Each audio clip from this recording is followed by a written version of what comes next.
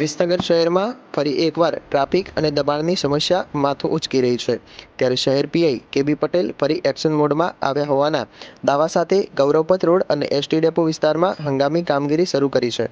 PI દ્વારા આ સરસ કામગીરી કરવામાં આવી હોવાનું કહેવાય છે, પરંતુ ભૂતકાળના અનુભવો જોતા શહેરીજનોના મનમાં ગંભીર સવાલો પણ ઊભા થઈ રહ્યા છે.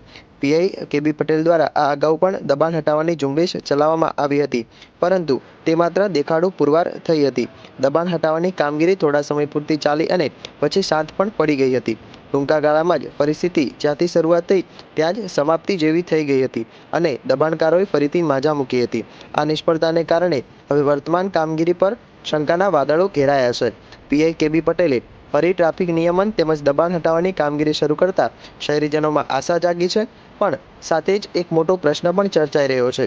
શું આ એક્શન મોડ કાયમી રહેશે? શહેરીજનોમાં ગણગણાટ છે કે પીઆઈની આ કામગીરી કેટલા દિવસ ચાલશે, કે પછી તે માત્ર દેખાડા પૂરતી જ જોવા મળશે, જે થોડા દિવસમાં જ ઠંડી પડી જશે અને ટ્રાફિક સમસ્યા ફરી વકરશે.